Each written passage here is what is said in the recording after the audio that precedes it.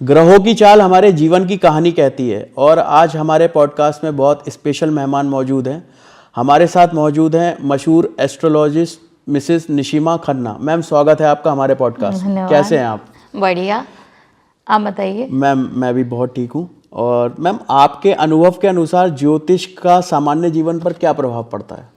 देखिए, ज्योतिष का सामान्य जीवन पे बहुत तरीके से प्रभाव पड़ता है। पहला चीज़ तो यही कि हमें किस तरीके से अपनी लाइफ को, मतलब जब हम कुंडली बनाते हैं किसी इंसान की, तो उसमें 12 भाव होते हैं। 12 भाव में हम 9 प्लैनेट्स रखते हैं, 12 राशियाँ रखते हैं, ठीक है। और हमारा हर एक भाव ये बताता है, सबसे पहले वो हमारी बॉडी को बताता है कि पहला भाव हमारा अपना शरीर, नेचर, सेकंड भाव हमारे खाने पीने की हैबिट्स, थर्ड भाव कुछ और, फोर्थ भाव हमारा मदर, हमारी लग्जरीज। तो मतलब ये सारी हमारी डेली लाइफ ही है। तो इनमें जिस तरीके से बदलाव आते हैं उसी तरीके से हमारी डेली लाइफ बदलती चली जाती है। तो जितना भी कुछ हमारा रोज़मर्रा की ज़िंदगी में हो रहा है वो सब हो एस्ट्रोलॉजी की वजह से ही रहा है। मतलब या ये कह लीजिए कि जो हो रहा है एस्ट्रोलॉजर उसे बता सकता है कि आपकी लाइफ में क्या होने वाला है, क्या हो चुका है, क्या हो रहा है। अच्छा। तो ये सब कुछ ग्रह नक्षत्र के स्तर पे ही बताया जा सकता है। अगर मैं इसे आपको बहुत जनरल लैंग्वेज में समझाऊं तो मैं ये कह सकती हूँ कि जैसे पहले तो हमें ये भी नहीं मालूम होता था कि कल धूप निकलेगी कि कल बरसात होगी, है ना। लेकिन आज की तारीख में हम ये भी बता सकते हैं, वेदर रिपोर्ट। भाई किसी ने कभी नहीं सोचा था कि हम वेदर फोरकास्ट भी कर सकते हैं। तो इसी तरीके से प्रेडिक्शंस होती हैं। और अभी मैं गई थी मुंबई, तो मैंने वहाँ एक म्यूजियम में देखा था, आज से कई साल, 1400-1500 साल पुराना एक पत्थर था जिसके ऊपर यही सारी राशियाँ और प्लैनेट्स वगैरह बने हुए थे। तो आप ये देखिए कि कितनी पुरानी ये एक विद्या है, जो कि अगर हम सही तरीके से यूज़ करें तो हम इसका बहुत ज़्यादा बेनिफिट्स अपनी डेली लाइफ में उठा सकते हैं। ठीक है मैम, मतलब आपका कहना है कि प्रेडिक्शंस जैसे आप लोग करते हैं तो उसमें से ऐसा भी होता है, मतलब 60% सही जाती हैं तो 30-40% थोड़ी गलत भी होती हैं। तो कहीं ये इसका कारण ये है कि अगर इंसान के कर्म और प्रबल हो जाते हैं तो वो प्रेडिक्शंस भी गलत हो जाती हैं? नहीं, प्रेडिक्शंस सिर्फ और सिर्फ आपके टाइम से चलती हैं। अच्छा। जितना आपके टाइम में वेरी होगा, जैसे होता है ना कि भाई बच्चा 10 बजे पैदा हुआ लेकिन आपने एक लमसम टाइम ले लिया, अरे 10:05 पे आपने घड़ी देखी, तो वही 10 मिनट्स या 5 मिनट्स के अंतर में क्या होता है ना, आपके नक्षत्र चेंज होते चले जाते हैं। बस वहां से प्रेडिक्शन चेंज होती है। लेकिन अगर थोड़ा बहुत फर्क है तो आप मतलब लगभग 90% आपकी प्रेडिक्शन करेक्ट जाएगी। लेकिन उससे ज्यादा फर्क है तब वहां से प्रेडिक्शंस फिर ऊपर नीचे हो जाती हैं। लेकिन ऐसा नहीं है कि बिल्कुल अगर आपका टाइम सेट है तो प्रेडिक्शंस 90% बिल्कुल सही होंगी। कर्म की आपने जो बात की अभी, वो बिल्कुल अलग चीज है। वो आपके आगे आने वाली लाइफ को कैसे ठीक करना है वो हम कर्मों से देखते हैं, बिल्कुल, है ना। वो प्रेडिक्शन नहीं है, वो आपकी लाइफ चेंज कैसे होगी, आपको किन उपायों से फायदा हो जाएगा और कब फायदा होगा। इसकी कोई विधि है कि ग्रहों की चाल कितने टाइम में किसी इंसान के बदलेगी? हाँ, ये जो आप देखते हैं, आपने सुना होगा कि दशा चल रही है, हाँ, है ना। हाँ। आपने दशा सुनी होंगी। तो जब हम पैदा होते हैं तब जो ग्रह की दशा चल रही होती है उसकी भी एक टाइम पीरियड होता है कि जुपिटर की दशा इतने साल चलेगी, फिर उसके बाद आपका शनि आ जाएगा, शनि के बाद आपका मरकरी आ जाएगा। ऐसे करके हमारी दशाएं बदलती चली जाती हैं, ठीक है। तो उसके अकॉर्डिंगली आप देखते होंगे ना कि सडनली कोई कहता है कि भाई लाइफ बड़ी सीधी चल रही थी, बहुत अच्छी चल रही थी, लेकिन हमारी लाइफ में एकदम से प्रॉब्लम आने लगी। ऐसा क्यों हुआ? तो उसके कारण ये महादशाएं बदलना होती हैं, या फिर आपके में कोई दोष हो उसकी वजह से कई बार बदल जाती हैं। तभी लोग उनके उपाय करके ठीक करते हैं। बस, तो अगर आप उसका उपाय कर लेते हैं तो फर्क पड़ जाता है। अब मान लीजिए कोई दशा है, वो उसकी प्लैनेट की वो बहुत अच्छी है और अगला प्लैनेट जो आ रहा है वो आपके चार्ट में सही नहीं बैठा हुआ है, तो उसमें प्रॉब्लम आएगी। तो आप अगर किसी एस्ट्रोलॉजर के पास, सही एस्ट्रोलॉजर के पास जाएंगे तो वो आपको उस प्लैनेट की रेमेडी करवा देंगे, उपाय दे देंगे, आप वो करेंगे। ये तो देखिए भगवान के सिर्फ हाथ में होता है कि वो सब कुछ बदल दें, है ना। लेकिन हम इंसान हैं, हम उतना ही बदल सकते हैं जितना कि हमारे हाथ में है। तो अगर आपको किसी चीज़ से 100% हार्म होता होगा तो हम उसे 70 से 80% तक खत्म करवा सकते, इतना आप उपायों से कर सकते हैं। ठीक है मैम। मैम, क्या हर व्यक्ति के जीवन में राशि और कुंडली की भूमिका होती है? हाँ, हर ही इंसान के जीवन में राशि और कुंडली की भूमिका होती है। हमारे सनातन धर्म में तो पूर्वजों का ये विज्ञान है, तो पहले से ही लोग फॉलो कर रहे हैं। बट जैसे अब दूसरे धर्मों पे नज़र डालते हैं, जैसे क्रिश्चियनिटी हो गई या वो हो गया, वो लोग नहीं मानते हैं।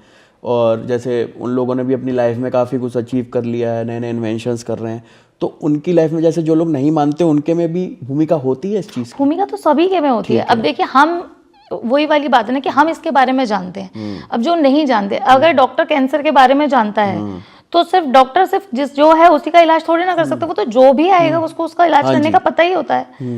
लेकिन आपको अपना सही डेट टाइम पता होना चाहिए, कुंडली का सही ज्ञान होना चाहिए, बिल्कुल मैम। बस ये जरूरी है। बाकी वो कोई भी हो, उसकी कुंडली बनाकर उसकी सही प्रेडिक्शन की जा सकती है बाय एस्ट्रोलॉजी। डेट और टाइम सही होना, डेट टाइम करेक्ट होना चाहिए बस। ठीक है मैम। ऐसा कोई उपाय है जिससे व्यक्ति के सारे ग्रह शांत रहें और उसे कोई दिक्कत का सामना ना करना पड़े ग्रहों की वजह से? हाँ, हमारे जैसे अगर 9 प्लैनेट्स हैं, अगर उनमें से कोई भी प्लैनेट खराब हो रहा है ना, तो उसकी अलग तरीके से ट्रीटमेंट होती है। अगर कोई प्लैनेट बहुत अच्छा है, भाई जो बहुत आपने देखा होगा कि कई लोग बहुत ऊंचे स्तर पर चले जाते हैं, उनके कई प्लैनेट्स बहुत अच्छे होते हैं, तो उसका उपाय अलग तरीके से होता है। अब जैसे मैंने कई बार सुना है, मैंने कई उसमें देखा है वीडियोज़ में, हर जगह दान बता दिया जाता है, पर हर इंसान दान नहीं कर सकता और हर तरीके का दान नहीं कर सकता। अगर आपके प्लैनेट्स बहुत अच्छे हैं और आप उसका दान कर दे रहे हैं तो वो आपको दिक्कत देगा ना, उससे आपको कोई फायदा तो नहीं मिलेगा। वैसे ही अगर आपका कोई प्लैनेट नहीं, अगर अच्छा है तो आपको उसकी पूजा करनी है ना, कि और ज्यादा वो आपके लाइफ में बढ़ता जाए। और वहीं अगर कोई प्लैनेट खराब है तो आपको उसका दान करना चाहिए कि वो मुझसे दूर जाए। अगर आपके अंदर कोई मान लीजिए गलत हैबिट है ना, तो आप क्या करेंगे, उसे छोड़ेंगे, हाँ जी, है ना। और कोई अच्छी हैबिट है तो उसको आप और बढ़ाएंगे। हाँ जी, तो ये वैसे ही काम करता है कि अगर मेरा कोई प्लैनेट बहुत अच्छा है और मैं उसकी और पूजा करने लगूं, मान लीजिए मेरा जुपिटर उच्च का बैठा हुआ है, 4th राशि में बैठा हुआ है, मतलब कर्क राशि का बैठा हुआ है, तो मैं क्या करूंगी, मैं उनकी पूजा करूंगी, उनका व्रत करूंगी, तो इससे क्या होगा, वो और ज्यादा पावरफुल हो जाएंगे। हाँ जी। और मेरी लाइफ में जो अगर वो 90% रिजल्ट दे रहे थे तो वो 100% रिजल्ट देंगे, 100% है ना।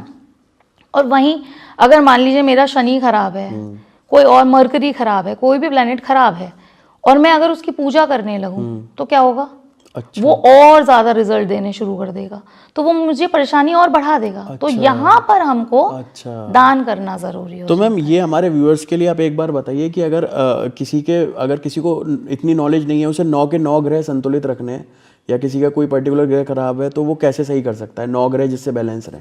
देखिए, अगर आप दान कर रहे हैं तो इतना दिक्कत वाली बात नहीं है, लेकिन पहले अगर आप पता कर लें कि आपका कौन सा प्लैनेट अच्छा है और कौन सा बुरा है, उसके अकॉर्डिंगली आप अगर रिचुअल्स परफॉर्म करेंगे तो ज़्यादा अच्छा होगा। अब जैसे सन है, अगर आपका सूर्य बहुत अच्छा है ना, तो आपको गवर्नमेंट से फायदे, और ये आप पता भी कर सकते हैं, जैसे गवर्नमेंट से फायदा होना, फादर से फायदा होना। तो अगर ऐसा हो रहा है तो आप सूर्यदेव को जल चढ़ाइए, उनकी आराधना कीजिए, इससे आपको फायदा मिलेगा। लेकिन इसी जगह पर अगर आपको लग रहा है कि आपका सूर्य गलत प्रभाव दे रहा है, गवर्नमेंट से आपको हमेशा नुकसान होते हैं, फादर की तरफ से आपको प्रॉब्लम्स क्रिएट होती हैं, है ना, तो इस तरीके की चीज़ें हो रही हैं, तो वहीं पर आप चींटियों को आटा डालिए, तो वहाँ से आपका वो ग्रह शांत होगा और आपको परेशानियाँ कम क्रिएट करेगा। ऐसी अगर हम मून की बात करें तो मून अच्छा है तो आप उसकी पूजा करिए, लेकिन अगर वहीं खराब है तो आप दूध का दान करिए, ठीक है। इन चीज़ों का दान करने से आपको फायदा होगा, दूध का दान हो गया, पानी का दान हो गया, लेकिन वो भी कुछ पर्टिकुलर तरीके से किया जाता है। अब जैसे मान लीजिए आपके 6ठे, 8वें या 12वें भाव में सूर्य वो मून बैठा हुआ है, तो आपको पानी किसी को दान नहीं करना है ऐसी स्थिति में। तो इसीलिए कुंडली विश्लेषण कराना बहुत ज़रूरी होता है। अब इसके बाद आता है मंगल, तो मंगल हो गए आपके छोटे भाई बहन, सिबलिंग्स, है ना, छोटे भाई बहन होते हैं और आपके करेज का कारक होते हैं ये। तो यहाँ पर पूजा अगर की जाएगी तो हनुमान जी की जाएगी। और जहाँ हम दान की बात करते हैं तो आप मीठी बूंदी या फिर जो लाल वाली मसूर की दाल होती है, ये आप दान करेंगे तो आपका मंगल और अच्छा हो जाता है ना। इस तरीके से बुध पे आते हैं। अगर बुध क्या है, आपकी बुद्धि का कारक है, आपके कम्युनिकेशन का कारक है, अगर ये खराब है आपकी कुंडली में तो आपके कम्युनिकेशन में हमेशा प्रॉब्लम दिखाई देगी। तो ऐसी स्थिति में अगर आप रात में भिगोई हुई मूंग की दाल को कबूतरों को डालते हैं, पक्षियों को डालते हैं, तो आपको फायदा करता है। और यहीं अगर आपका बुध स्ट्रांग है, बहुत अच्छा है, तो आप गणेश जी की पूजा कीजिए, तो इससे आपको ज़्यादा फायदे मिलेंगे। अब इसके बाद आते हैं हम शनिदेव पे। शनिदेव के लिए मैं एक ही बात कहूंगी कि इन्हें खुश करना है तो दान ही करना है, दान ही करना है। क्या क्या दान कर सकते हैं व्यूअर्स? इसमें आप काली उड़द की दाल दान कर सकते हैं, सरसों का तेल दान कर सकते हैं, लेकिन इसकी भी एक विधि होती है। अच्छा। हम डायरेक्टली जाते हैं और हम क्या करते हैं, ठीक शनिदेव के मुंह के सामने खड़े हो जाते हैं, ठीक है, और हम बाकी भगवानों की तरह भी शनिदेव से भी मांगते हैं अच्छा। कि मेरे को ये ठीक कर दीजिए, मेरा ऐसा ठीक कर दीजिए। शनिदेव सिर्फ और सिर्फ कर्मों के देवता हैं, ठीक है। तो वो आपके कर्मों के अनुसार ही फल देते हैं। तो जब आप मंदिर में जाके खड़े हो रहे हैं शनिदेव के आगे, तो आपको सीधे सामने नहीं खड़ा होना है। आपने कई बार सुना होगा कि शनिदेव की जो दृष्टि है वो वक्री है, वो खराब है, वो अच्छी नहीं होती है, तो दृष्टि नहीं पड़नी चाहिए। अच्छा। आपको एक एंगल लेके थोड़ा सा टेढ़ा खड़ा होना होता है। ठीक है। अपने दोनों हाथों को पीछे बांधिए जैसे कि एक मुजरिम खड़ा होता है, ठीक है, और एक ही बात बोलनी है कि जाने अनजाने मुझसे जो भी भूल चूक हुई हो उसके लिए मैं आपका क्षमा प्रार्थी हूँ, मुझे क्षमा कर दीजिए, बस ठीक है। इतना ही बोलना है। ओके। ठीक है। और जो तेल होता है वो उनके पैरों पे चढ़ाया जाता है, क्योंकि कहते हैं कि जब रावण सबसे बड़े ज्योतिषी थे, हाँ जी। और जिस टाइम उनका बेटा पैदा होने वाला था, तो उन्होंने सारे ग्रहों को एक साथ बिल्कुल उनके अच्छे भाव में बिठा दिया गणना था। बिल्कुल बढ़िया कर दी। लेकिन शनिदेव नहीं माने। हाँ। शनिदेव वहां से खिसक गए, फिर कैद कर लिया था रावण। फिर ही उनको चोट लगी थी। जो उनकी चाल है, हाँ जी। जो उन बहुत धीमी चाल है, वो कहते हैं कि इसी वजह से है सिर्फ कि उन्होंने जो उनको मारा था तो उनके पैरों में चोट लगी थी, अच्छा। जिसकी वजह से वो धीमी गति से चलते हैं। अगर हम प्लैनेट्स पे जाएं तो बात अलग है, बट अगर हम माइथोलॉजिकल स्टोरीज पे जाएं तो बात अलग हो जाती है ना। तो तभी कहते हैं कि शनिदेव के पैरों पे तेल चढ़ाइए, कि पैरों में तेल चढ़ाने से उन्हें आराम मिलता है ना। हाँ जी, और कहते हैं कि उनको बचाया था हनुमान जी ने, हनुमान जी ने, है ना। हाँ जी। तो इसीलिए शनिवार के दिन हनुमान जी की भी पूजा की जो हनुमान जी की शरण में जाता है तो उनको शनिदेव बख्श देते हैं, कम प्रभाव नहीं परेशान पड़ता। करते हैं। हाँ, बस यही। ठीक है मैम। और गुरु और शुक्र के बारे में भी बता दीजिए। हाँ, गुरु, अगर आप बृहस्पतिवार के दिन आप जो हैं, अगर आपके बृहस्पति देव बहुत अच्छे हैं तो देखिए ये विजडम का कारक है। अगर आपका बृहस्पति आपकी कुंडली में ठीक बैठा है तो 90% आपकी कुंडली अच्छी होती ही है ना। तो अगर वो बहुत अच्छे हैं तो उनकी पूजा करिए, बृहस्पति देव के व्रत करिए। और अगर नहीं है, और वैसे भी बृहस्पति देव के, जैसे मैं ये नहीं कहती कि मैंने कहीं बुक में पढ़ा है, जो कहते हैं ना अपने भी आपके कुछ वो होते हैं कि आपने क्या देखा है आज तक। तो मैंने देखा है कि बृहस्पति देव के व्रत जिनका बृहस्पति अच्छा नहीं होता वो रख ही नहीं पाते हैं। अच्छा। बहुत प्रॉब्लम्स आती हैं उनको वो व्रत रखने में, और मैं आप खुद भी रख चुकी हूँ, तो मुझे पता है कि काफ़ी दिक्कतों का सामना करना पड़ता है। तो ऐसे में आपको व्रत नहीं रखना है, फिर दान करना है। अच्छा। चने की दाल उस दिन जाके आप पंडित जी को दान करेंगे, क्योंकि पंडित जी क्या हुए, आपके गुरु। तो आप जितना गुरु की सेवा करेंगे, जितना उनका मान सम्मान करेंगे, आपके गुरु वैसे भी ठीक होते चले जाएंगे। गुरु ठीक होने से क्या क्या फायदा होता है इंसान को? देखिए, पैसों का, आपका लेडीज के चार्ट में जो बृहस्पति देव होते हैं वो हस्बैंड के कारक होते हैं, और पैसों का कारक, पैसे मतलब वैसे पैसा नहीं, लेकिन हाँ विजडम, बुद्धि, आपकी सोच, आपकी पढ़ाई, इन सब के कारक, आपके बच्चों के कारक, तो बृहस्पति देव होते हैं। तो अगर वो ठीक है तो ये सब चीजें अपने आप ही ऑटोमेटिकली मतलब बुद्धि, बल, ये सब। और जो आपका मान सम्मान होता है वो सूर्य और जुपिटर, इन्हीं दोनों पर डिपेंड करता है। तो अगर ये अच्छे हैं तो आपको समाज में प्रतिष्ठा तो मिलेगी ही मिलेगी। ठीक है मैम। और एक शुक्र और रह गया, शुक्र का हाँ, और एक शुक्र के बारे में बात करते हैं। तो शुक्र आपकी लग्जरीज का कारक होता है। जेंट्स के चार्ट में ये वीनस जो होता है ये आपकी वाइफ का कारक है, वैसे ये स्पाउस का कारक होता है। और अगर ये सही है तो आपकी लाइफ में कहते हैं ना कि बहुत सारी लग्जरी, अच्छी मैरिड लाइफ, ये सब चीजें होती हैं। तो अगर आपको ये खराब है तो आपको इनका दान करना है, तो आप दही दान कर सकते हैं, ठीक है। और इसके लिए गाजर दान होती है, लाल किताब के हिसाब से गाजर दान की जाती है, तो वो वीनस का कारक होता है। और अगर पूजा करनी है तो लक्ष्मी जी की पूजा की जाती है। जितना आप लक्ष्मी जी की पूजा करेंगे, उन्हें प्रसन्न रखेंगे, लाल रंग के फूल चढ़ाएंगे, लाल कपड़े पहनेंगे उस दिन, तो उतना आपका अगर वीनस अच्छा है तो और स्ट्रांग होगा, और आपको लाइफ में क्रिएटिविटी, ये सब चीज़ें ज़्यादा मिलेंगी। ठीक है मैम। ठीक है मैम, आपके अनुभव में ज्योतिष के बारे में सबसे बड़े भ्रम क्या हैं? देखिए, ज्योतिष के बारे में बहुत सारे भ्रम फैले हुए हैं इस टाइम पर। जैसे कि मतलब मैं मानती हूँ कि अगर आपने चार्ट देखा है, कुंडली देखी है, तो सही बताना चाहिए। लेकिन आजकल मैं देख रही हूँ कि कई जगह पे क्या होता है ना कि अगर मान लीजिए आपका शनि, राहु, केतु ये वेल प्लेस्ड भी हैं, तो इसके बारे में भी भ्रांतियां फैला दी जाती हैं। अच्छा, कि आपको परेशान करेंगे, कि शनि है तो परेशान ही होगे, राहु की दशा शुरू हो गई तो ऐसा हो जाएगा, वैसा हो जाएगा। लेकिन जिनका शनि मूल त्रिकोण का है, उच्च का है ना, और अगर आप उसके कोऑर्डिनेट्स देखें ठीक है, नाड़ी के हिसाब से, और वो भी अच्छे हैं, तो वो आपको देकर ही जाएंगे, बशर्ते कि वो रेट्रोगेट ना हो। अगर रेट्रोगेट प्लैनेट्स होते हैं, अच्छा ये भी बोलते हैं रेट्रोगेट प्लैनेट है तो काम नहीं कर पाएगा, कम्बर्स प्लैनेट है तो काम भी नहीं कर पाएगा। रेट्रोगेट प्लैनेट्स क्या होते हैं मैम? रेट्रोगेट प्लैनेट्स क्या होते हैं कि इनकी चाल ना वक्री हो जाती है, मतलब ये उल्टा चलना शुरू हो जाते हैं। अच्छा। एक्चुअल में नहीं चलते हैं, लेकिन ये मतलब ऐसे दिखाई देते हैं कि उल्टे चल रहे हैं, जबकि ये सन से 6th-7th हाउस में होते हैं, तो ऐसा लगता है कि ये उल्टा चल रहे हैं, और इनकी चाल उस टाइम पे गिनी भी नहीं जाती। जैसे अब मान लीजिए शनि एक हाउस में 2.5 साल रहते हैं, ठीक है, लेकिन जिस बीच बीच में रेट्रोगेट होते रहते हैं, तो उतना टाइम ये बैक हो जाते हैं, तो उतना टाइम ही बढ़ जाता है उस हाउस में इनका, तो ये बीच में होता ही रहता है। ठीक है। तो ये जब लेकिन रेट्रोगेट प्लैनेट्स होते हैं तो ये अपनी फुल वो दे पा रहे होते हैं रिजल्ट्स। जैसे मान लीजिए शनि क्या है, काम का कारक है आपके, अगर आपका शनि रेट्रोगेटेड है, ठीक है, तो मैं मानती हूँ कि कुछ प्रॉब्लम्स आएंगी, लेकिन आप काम में इतने ज़्यादा लेबोरियस हो जाएंगे कि मतलब आप एक वर्कोहॉलिक की तरह काम करेंगे। अच्छा। अब इसके वही है कि कुछ प्लस है कुछ माइनस है, कि भाई आप ज़्यादा काम कर रहे हैं तो आपके हेल्थ पे थोड़े से गलत इफेक्ट्स पड़ सकते हैं, आपकी जो पर्सनल लाइफ है वो थोड़ा सा मतलब डिस्टर्ब हो सकती है, लेकिन अगर आप इसे प्रोफेशनल लेवल पे देखेंगे तो ये बहुत अच्छा भी आपके लिए करके जाता है। अब यही जुपिटर है, ये रेट्रोगेट है, तो आपके अंदर एजुकेशन लेने की इतनी ज़्यादा प्रबल इच्छा होगी, आप पढ़ते रहेंगे, आप पूरी लाइफ पढ़ेंगे, एजुकेशन को गेन करते रहेंगे, और आपको ऐसा लगेगा अभी भी कम है। तो अगर आप इसे प्लस में देखेंगे तो आप ये देखिए कि आप कितने नॉलेजेबल हो जाते हैं, लेकिन अगर आप इसी के साइड इफेक्ट्स देखें तो ये भी है कि आपको ऐसा लगता है कि किसी के पास इतना ज्ञान ही नहीं है जो मुझे दे सके।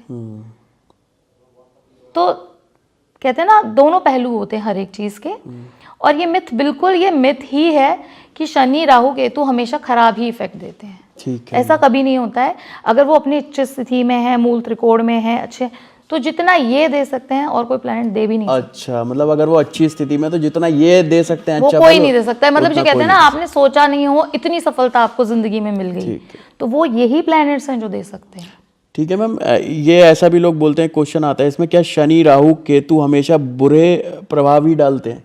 वही मैंने भी आपको बताया ना कि ये हमेशा बुरे प्रभाव नहीं डालते हैं। अगर ये बहुत अच्छे हैं, बहुत अच्छी स्थिति में आपके कुंडली में बैठे हुए हैं, तो ये आपको अपनी दशाओं में या अंतर दशाओं में उतना देकर जाएंगे जितना आपने कभी सोचा भी नहीं। अच्छा, मतलब एक्सपेक्टेशन से भी ज्यादा। हाँ, तो ऐसा नहीं है कि हमेशा गलत ही होते हैं।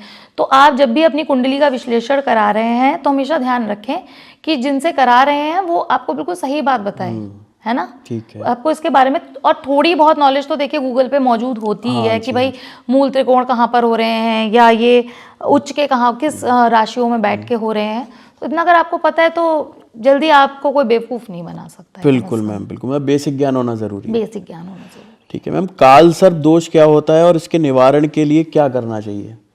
देखिए, काल सर्प दोष इसके आगे लगा दिया जाता है, लेकिन जैसा मैंने अपनी लाइफ में अनुभव किया है अभी तक, मतलब मैंने जितनी कुंडलियां देखी हैं और जिनमें काल सर्प दोष रहा है, तो उसमें मैंने देखा है कि लाइफ में इमेंस सक्सेस भी इन्हीं लोगों को मिलती है। अच्छा।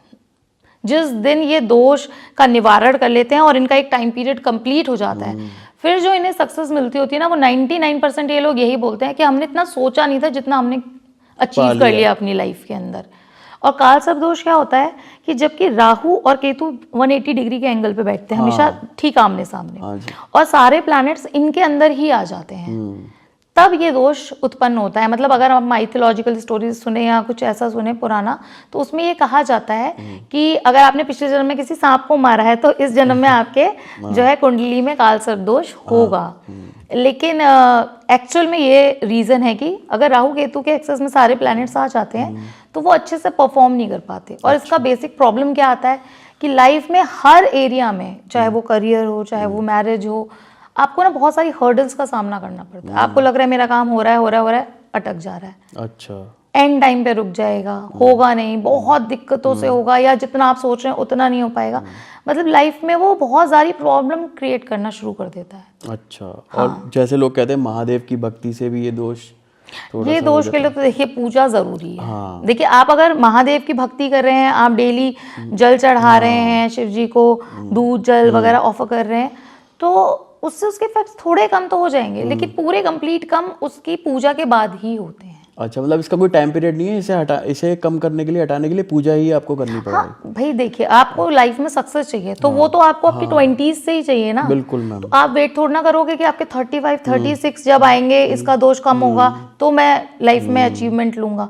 तो इट्स मच बेटर कि आप पहले पूजा करा लो और उसके बाद में आप अपने लाइफ में आगे बढ़ो, और तब जाके आप देखना आपकी लाइफ में कितने ज़्यादा बड़े चेंजेस आते हैं। ठीक है। सिर्फ इसी दोष की वजह से, तो कई बार इसे दोष के योग भी कह दो तो कोई फर्क नहीं पड़ता अच्छा, मतलब एक पूजा से पूरा गणना बदल जाती है? पूरी गणना बदल जाती है। ओके मैम, 7.5 क्या 7.5 साल की ही होती है, और क्या ये सबके लिए ही खतरनाक होती है?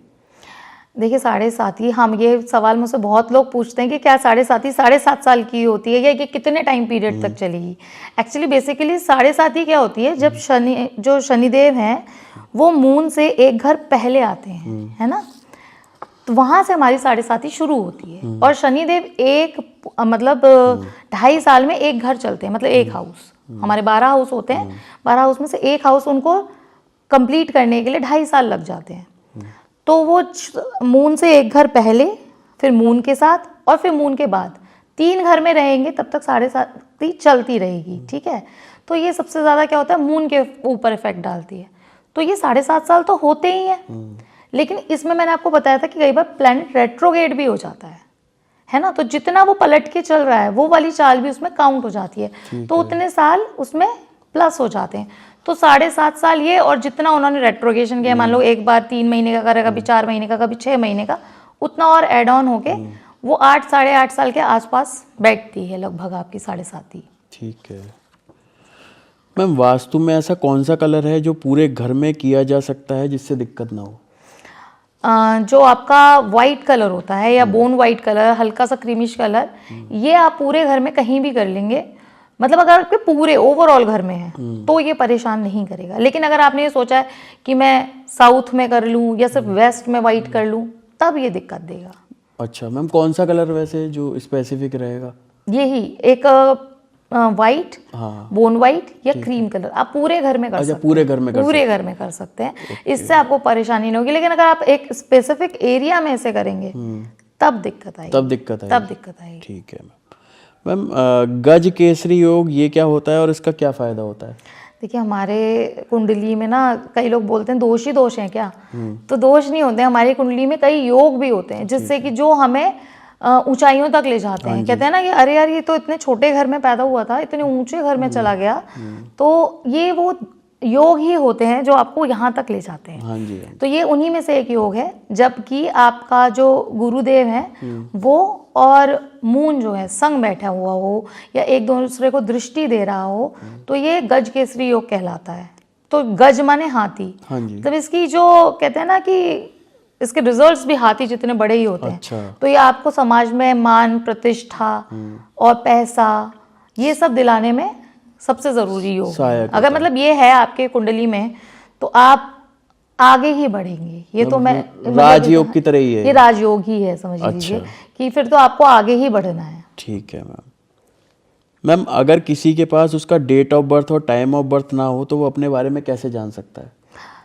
हाँ, ये काफ़ी लोग सवाल पूछते हैं कि जैसे हमारा डेट ऑफ बर्थ और टाइम ऑफ बर्थ दोनों ही नहीं है हमारे पास, है ना, तो अब हम अपने बारे में कैसे जानें? तो प्रश्न कुंडली जो होती है एक, जो जैसे आप मुझसे मिलने आए हैं और अभी आप मुझसे मिलने आए हैं, तो मैं अभी की जो आपकी कुंडली बनाऊंगी डेट टाइम के हिसाब से, वो प्रश्न कुंडली होगी। और उसके बाद जो भी आपका प्रश्न होगा उससे रिलेटेड हम आपको पढ़कर आंसर दे सकते हैं। तो इसे प्रश्न कुंडली कहते हैं। बस इसकी एक कंडीशन बहुत ज़रूरी है कि उस टाइम आपको वो प्रश्न जानने की जो इच्छा है वो बहुत ज़्यादा होनी चाहिए। कई लोग ना टेस्ट करने आ जाते हैं। हाँ। कि वैसे तो देखिए प्रश्न कुंडली बना के ये भी बताया जा सकता है कि आप हमसे सही सवाल पूछने आए हैं या कि आप हमें टेस्ट करने आए हैं। लेकिन मैं ये मानती हूँ और मैंने कई जगह देखा भी है, लोग टेस्ट करने आते हैं ज्योतिष को। लेकिन अगर आप अपने पूरे मन से और पूरी विश्वास से आए हैं तो जो उसका आंसर होगा उससे अच्छा आंसर कभी निकल नहीं सकता। अच्छा, मतलब बिना उसके भी आप अपने बारे में पता लगा सकते हैं? हाँ जी, जो आपके मन में जो उस टाइम पे प्रश्न आ रहा है जैसे, तो वो उसका आंसर उस वक्त दिया जा सकता है और करेक्ट, एक्यूरेट। ओके, मतलब जिसके पास डेट ऑफ बर्थ नहीं है तो वो घबराए नहीं, उसके भी प्रश्न कुंडली की वजह से आंसर मिल सकता है। आंसर आराम से मिल सकता है। ठीक है मैम। कुछ लोग आजकल टेरेस गार्डन बना लेते हैं, क्या वो सही है क्या? नहीं, टेरेस गार्डन बनाना बिल्कुल भी सही नहीं क्या है। कारण है मैम? इसका कारण ये है कि जो हमारी कुंडली का 12वां भाव होता है ना, तो वो जो है वो हमारी छत को दिखाता है। अच्छा। ठीक है, तो जो लाल किताब के हिसाब से भी और वैसे भी 12वीं राशि में जाके मरकरी नीच का हो जाता है। अच्छा। ठीक है, और लाल किताब से देखें तो 12वें भाव में जाकर जो मरकरी है वो नीच का हो जाता है। तो छत हुई हमारा 12वां भाव। अब हमने मरकरी मतलब हरा रंग वहां पर कर दिया, ठीक है, प्लांट्स के रूप में। जैसे आप और लोग ज्यादातर मनी प्लांट लगा लेते हैं घर में, ये बिना पूछे कि वो उनके लिए अच्छा है या नहीं। मनी प्लांट का मतलब ये नहीं होता कि वो मनी लेकर आएगा, ऐसा कुछ नहीं होता है। ये मिथ है। हाँ, ये मिथ है, बिल्कुल मिथ है। तो व्यूअर्स को बताइए, ये हर कोई नहीं लगा सकता कि मनी प्लांट हर एक कोई नहीं लगा सकता है। मरकरी कुछ ऐसे भावों में होता है, जैसे कि 5th भाव में बैठा है, 11th भाव में बैठा है, तो मनी प्लांट लगाने से आपको बहुत सारी दिक्कतें आएंगी बुद्ध से रिलेटेड। जैसे कम्युनिकेशन में प्रॉब्लम आ जाएगी आपको, आपकी बुद्धि में प्रॉब्लम आ जाएगी, डॉक्यूमेंटेशन में प्रॉब्लम आएगी। अगर वीज़ा लगाना है, वीज़ा में प्रॉब्लम आएगी, क्योंकि ये भी एक डॉक्यूमेंटेशन का पार्ट है ना। तो हर एक कोई हर चीज़ नहीं कर सकता है। आप लोग मतलब लोग जो हैं वो नॉर्मल से ऐसे रेमेडीज सुन के और एकदम से वो सारी रेमेडी परफॉर्म करनी शुरू कर देते हैं और देखते भी हैं कि कई बार दिक्कत आती है। तो ऐसे रेमेडीज नहीं करनी है। बहुत कम ऐसी रेमेडीज हैं जो जनरल हैं कि कोई भी कर सकता है। जैसे कि आपको स्किन इशू है तो आप जो है 11 दिन हरा वाला नारियल पानी वाला अगर आप शिव भगवान शिवलिंग पर चढ़ाकर आते हैं तो आपको स्किन प्रॉब्लम में आराम आ जाता है। अच्छा। हाँ, बहुत मैम अगर किसी को स्किन प्रॉब्लम है तो वो नारियल कितने दिन तक चढ़ाए? 11 दिन तक। 11 दिन तक। तो 11 दिन तक लगातार, लेकिन ग्रीन वाला नारियल, ग्रीन वाला नारियल जो पानी पीते हैं जिसका, वो वाला नारियल अगर आप शनि उनको शिव जी को चढ़ाते हैं 11 दिन तक, तो आपके स्किन इशू में आराम आना शुरू हो जाता है। कि मतलब आपको बहुत ज्यादा स्किन इशू है तब भी उसमें आराम आना शुरू हो जाएगा। ओके। तो हम किचन गार्डन की बात कर रहे थे, मतलब छत पे। तो क्योंकि 12वें भाव में मरकरी नीच का हो जाता है, और अगर हम हरा रंग अपने पूरी छत पर कर लेंगे तो उससे क्या होगा कि हमारा मरकरी खराब हो जाएगा। तो आपके घर के बच्चों की पढ़ाई, आपके घर में जो बुद्धि का काम है वो, डॉक्यूमेंटेशन, कम्युनिकेशन, इन सब चीज़ों में प्रॉब्लम आनी शुरू हो जाती है। घर की बहन, बुआ, बेटी, इनको परेशानी आएगी ही आएगी। अच्छा। तो तभी मैं कहती हूँ कि कोई भी रेमेडी है वो बिना अपनी कुंडली चेक कराए नहीं करनी चाहिए। मतलब आप किसी एस्ट्रोलॉजर से कनेक्ट करें। हाँ जी, बस ऐसा ही सुन के कुछ भी पूजा देखिए कोई भी नुकसान नहीं करती, लेकिन वही वाली बात कि वो प्लेनेट आपका खराब नहीं होना किसे चाहिए। करनी चाहिए, किसे नहीं किसे करनी है, किसे नहीं करनी। हर तरीके का दान, घर हर इंसान नहीं बना सकता अपने नाम से, वो भी देखना पड़ता है। हर चीज देखकर ही की जाती है। किसको अपने नाम से घर सूट होगा, किसको किराए का मकान ही सूट होगा, ये भी सब चीजें देखी जाती हैं। तो जैसे लोग घर पे पेट वगैरह रखते हैं, जानवर रखते हैं, तो क्या हाँ, ये वो सही भी है? हर एक कोई नहीं रख सकता। अच्छा, तो उसका क्या रूल है? उसके भी रूल है कि अगर आपका शनि ठीक नहीं है, अगर आपका मान लीजिए राहु केतु ठीक नहीं है, कुछ ऐसे भावों में बैठे हुए हैं पर्टिकुलर, तो वो आप नहीं कर सकते। नुकसान होगा। वो आपको नुकसान होगा। ये न्यूमरोलॉजिकली भी आप देख सकते हैं। ओके। जैसे जिनका मान लीजिए 4 नंबर है, राहु का नंबर है ना, और वो जाके बेकरी का उसमें इन जनरल में बोल देते हैं कि भाई बेकरी का सामान खिलाइए या ब्रेड रस खिलाइए कुत्ते को तो अच्छा होएगा, लेकिन ऐसा नहीं है। आपका राहु पहले ही अच्छा, मतलब आपके ऊपर हावी है, आप हो ही राहु के नंबर के, और आप बेकरी का सामान और ज्यादा खिला रहे हो तो क्या होगा, आपका राहु और ज्यादा प्रबल हो जाएगा। तो राहु क्या देता है लाइफ में, अप्स एंड डाउन्स। तो लाइफ में अप्स एंड डाउन्स बहुत ज्यादा बढ़ जाएंगे। अच्छा, आपको कंफ्यूजन देना, मिसअंडरस्टैंडिंग देना, ये सब राहु का काम है, तो वो बहुत ज्यादा बढ़ जाएगी। राहु थोड़ा सा बुद्धि का भी बोलते हैं कि बुद्धि भी देता है। बुद्धि नहीं कह सकते आप, जो कलयुग में चालाक वाली बुद्धि चाहिए, चालाक वाली, वो कुटिल। बुद्धि का कारक तो बुध और जुपिटर है। अच्छा। है ना, बुद्ध बेसिकली बुद्धि बुध का और ही गुरु। कारक है। हाँ, गुरु। अगर गुरु अच्छा होगा तो भी बौद्धिक तो क्षमता आपकी जो दिमाग है वो अच्छी तरफ लगेगा, और बिल्कुल बुद्धि और मतलब बुद्ध अच्छा है तो आपका दिमाग अच्छा चलेगा, क्योंकि बुद्धि का कारक बुद्ध है। और मतलब बुद्ध और गुरु अगर दोनों अच्छे हैं तो बुद्धि पे प्रभाव अच्छा ही पड़ेगा, अच्छा ही चलेगा बुद्धि। अच्छी चलेगी। लेकिन अगर वहीं राहु आ जाते हैं तो कहते हैं ना कि आजकल के जैसे कलयुग का टाइम है, तो हम लोगों को थोड़ा सा कहते हैं ना ऐसा मैनिपुलेटिव माइंड भी होना चाहिए, चालाकी भी होनी चाहिए, तो वो हमको राहु देते हैं। वो राहु देता है, वो भी जरूरी है। बस थोड़ा सा अगर कहते हैं ना, राहु ऐसा है कि अगर आपने किसी काम को कंसंट्रेशन से किया है, आपने सोच लिया कि मुझे इसे अचीव करना है, तो वो भी राहु ही है। वो राहु करवाता है, वो राहु ही है। अगर आपने कहते हैं ना, कोई भी नंबर गलत नहीं है, कोई भी नंबर सही नहीं है, उसके बैड और गुड दोनों इफेक्ट्स होते हैं, डिपेंड करता है कि आप उसे कैसे यूज़ कर रहे हैं, ठीक है मैम। है ना। तो न्यूमरोलॉजी में जो रेमेडीज होती है वो होती ही यही है ओके, कि ठीक है आपको मैम। अपने नंबर को कैसे यूज़ करना है। ठीक है मैम, बहुत बहुत धन्यवाद आपका, आपने हमें समय दिया उसके लिए बहुत बहुत धन्यवाद। धन्यवाद। और लोगों को बहुत कुछ सीखने को मिला आपसे, बहुत बहुत धन्यवाद। धन्यवाद। Thank you so much.